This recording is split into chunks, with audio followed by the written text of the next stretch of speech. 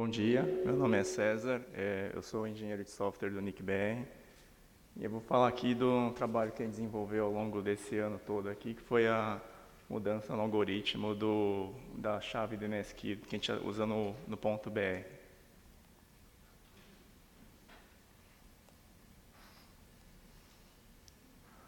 Primeiro, uma breve introdução aí do que a gente vai falar hoje. O ponto .br já está assinado desde 2007, né? A gente começou isso em 2007 e atualmente a gente tem 128, além do ponto .br, tem 128 outras zonas abaixo dele, como COM.br, NetBR, ORG.br. E desde do início a gente só tem usado o algoritmo RSH1, né? A gente até fez 2 rollovers anteriormente da KSK em 2010 e 2015, mas a gente nunca trocou o algoritmo. O que a gente fez foi sempre aumentar só o tamanho dessa chave para aumentar a segurança, e hoje a gente chegou nesse número de 1536 bits. Esses rollovers, como a gente fez em 2010 e 2015, a gente tenta fazer sempre eles no máximo a cada 5 anos. Por isso que a gente fez agora em 2018 também. A motivação para a gente fazer esse trabalho, primeiramente, é para aumentar a segurança, né, que a gente resolveu trocar para um algoritmo de curva elíptica, que é o ECDSA, que ele é mais recente, mais eficiente. E uma das características dele é que ele consegue ter a mesma segurança com um tamanho de chave menor. E isso aí acabaria reduzindo o tamanho das RR-SIGs e DNS-Keys da nossa zona, que também daria menos uso de rede e menos necessidade de fallback para TCP. Além disso, outra motivação é que a gente, já há algum tempo, a gente queria trocar o nosso sistema de provisionamento DNS, que ele já é datado desde 2004, né, quando ele começou a desenvolver. Ele estava ainda escrito em C++, e a gente tinha muitos problemas, como ele era um código muito legado, de gerenciamento de memória nele, que a linguagem não permitia. Então, isso é uma coisa que a gente vem fazendo lá no NICBR, que é tentando migrar o nosso sistema para uma linguagem mais moderna, que a gente escolheu o Go, e a gente resolveu fazer isso também no nosso sistema de provisionamento DNS. Agora, falando mais da questão do algoritmo rollover, né? Uma das discussões bastante famosas que tem aí na comunidade é que quando você quer fazer uma troca de algoritmo, tem 2 jeitos de você fazer, que é o que a gente chama de o conservador e o liberal, né? Tudo isso porque na RFC colocaram um parágrafo lá que fala que para cada algoritmo que você tem no seu DNS Key da sua zona, você tem que sempre ter as assinaturas com esses 2 algoritmos.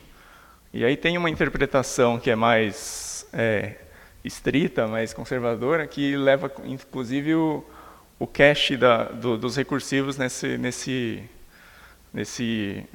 interpretação aí. Ou seja, se eu coloco uma chave nova, eu espero que a assinatura com essa chave, com esse algoritmo novo, já esteja em todos os caches dos recursivos.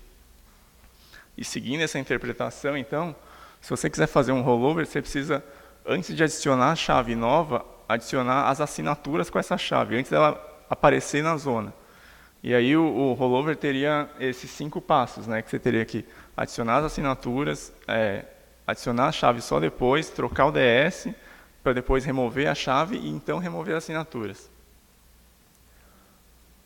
Mas tem também a interpretação mais liberal desse requerimento, que foi esclarecida na RFC 6840, que diz que essa exigência de você ter sempre as assinaturas com a chave só vale para os assinadores, para os servidores autoritativos. Um validator, um resolver, ele deveria aceitar qualquer caminho válido. Se você tem os 2, ele pode aceitar qualquer um dos 2 algoritmos.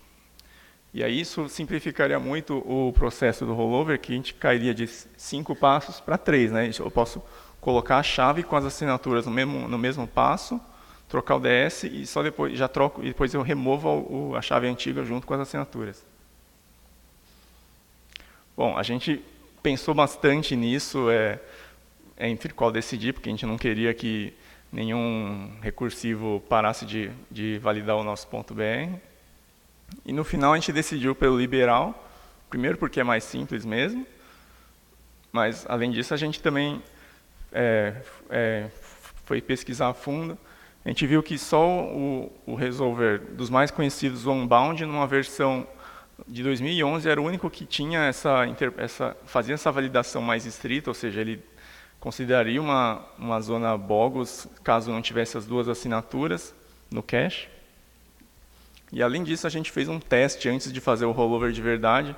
A gente criou duas zonas para teste, que é essa ECDSAL de liberal e ECDSAC de conservador. A gente fez o rollover inteiro dos dois jeitos nessas zonas. E a gente fez monitoração com os probes do RIPE Atlas, que ficam fazendo consultas em recursivos. E a gente viu que não teve nenhuma mudança no comportamento nesses dois. Então a gente acabou escolhendo o liberal porque é mais simples mesmo. Era um processo mais rápido também. Aqui um resumo de como a gente fez o rollover, né? A gente tinha o .br, tem duas chaves, a KSK e as SK, que é o algoritmo RSH1, e todas as outras zonas também usam RSH1, só que nesse caso a gente usa um negócio que a gente chama de CSK, né? Que seria Combined Sign Key, que a mesma chave assina a chave e a zona inteira, não tem a divisão entre duas chaves. E a gente estava migrando tudo para ECDSA, tanto no BR como nas zonas filhas. Agora vamos para como a gente fez a execução do nosso rollover, né? Antes da gente começar também, tinha umas atividades preliminares. Uma delas é que, como a nossa KSK ela fica só armazenada numa HSM, que é um Hardware Security Model, e a gente tem atualmente 4 HSMs divididas em 2 sites diferentes. Um aqui nas Nações Unidas, na sede do NIC, e outro no Data Center da João Dias. Antes da gente começar, a gente teve que criar a nova chave dentro da HSM e sincronizar essa nova chave em todas as 4. E aí tem todo um processo burocrático de você ter que exporta o backup de uma, importa na outra. A gente fez tudo isso um dia antes do rollover realmente começar. E além disso, também a gente reduziu o TTL de nossa zona de 1 dia para 1 hora, exatamente para acelerar esse processo, porque aí a gente viu que a gente ia conseguir terminar isso em 7 horas, caso contrário teria que levar uns 3 ou 4 dias para esperar o TTL expirar nos caches. Agora aqui falando como é que foi o rollover das SK, que são todas as zonas abaixo do .br. Isso foi no dia 20 de agosto, né? Meio-dia UTC, que foi 9 da manhã aqui. A gente colocou a chave nova em todas as zonas. E isso foi aí ela ficou em double sign, ou seja, as duas chaves assinando. E aí a gente teve que esperar 5 horas, que é 5 vezes o TTL, para propagar essa chave.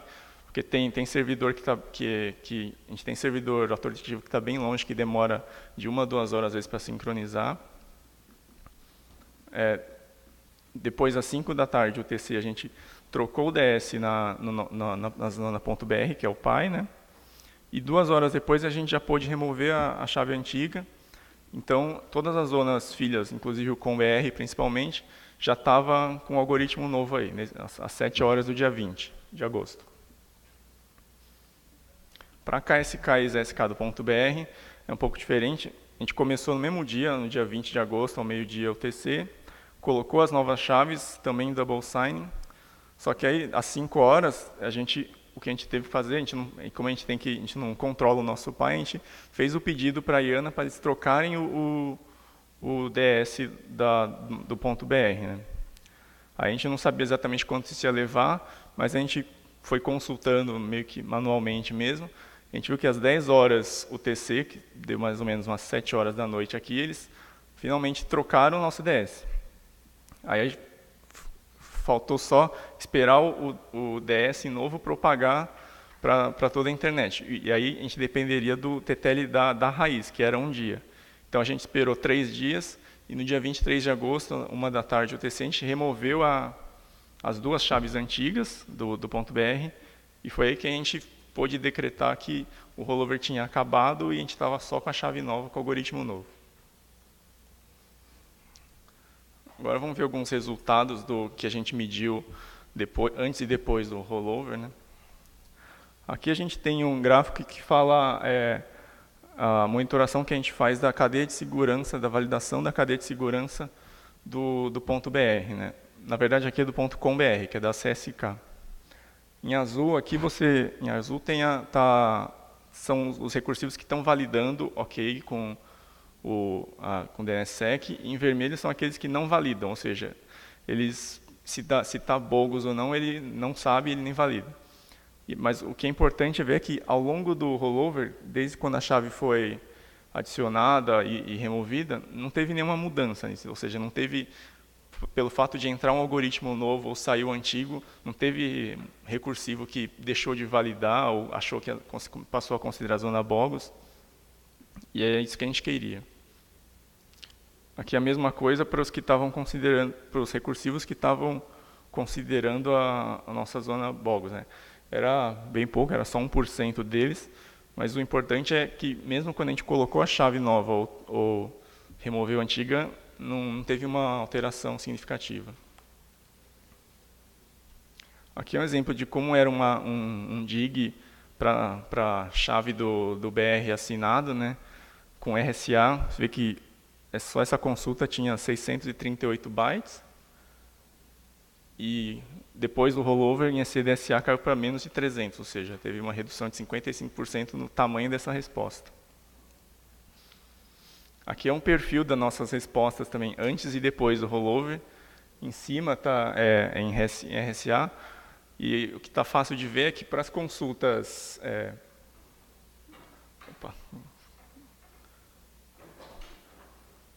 Para as consultas de tamanho maior, o que é nítido é que houve uma compressão. Todas elas ficaram menores, que são as consultas assinadas, e aí todas caíram para um tamanho menor. Aqui outra forma de ver também a nossa função de distribuição acumulativa, né, das respostas. E aí 2 pontos que eu destacaria é que na casa de 512 bytes, a gente foi de 42% das respostas para 65%. Isso é importante, que 512 bytes é o tamanho das consultas UDP que não usam eDNS 0, né?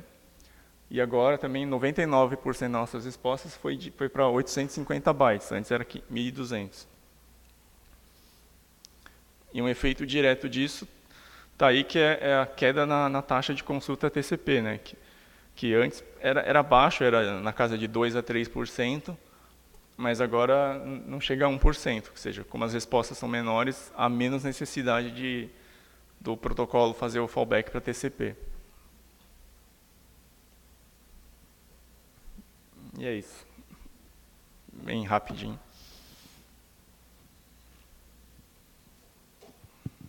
Obrigado, César.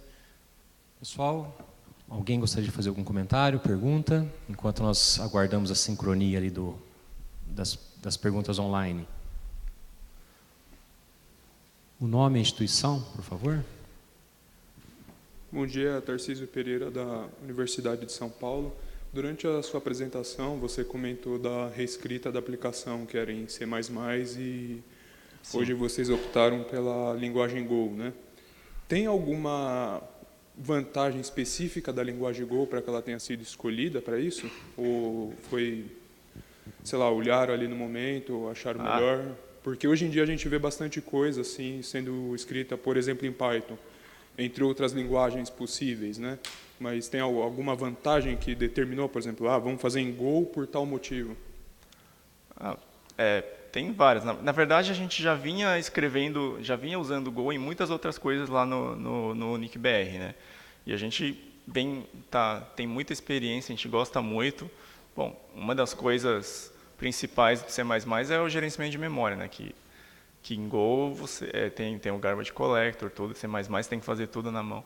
Tem muito mais coisa pronta também para DNS. Mas, como a gente já vinha usando o Go desde 2011, 12, se não me engano, lá, a gente está usando bastante lá no NICBR, a gente já tem bastante experiência, é o que a gente mais tem experiência hoje em usar, e a gente já tinha essa ideia de ir migrando tudo, inclusive o sistema DNS para Go. Bom, obrigado. Mais um comentário? Rubens, online? Não? Vamos agradecer o César, então. Obrigado, César. Obrigado.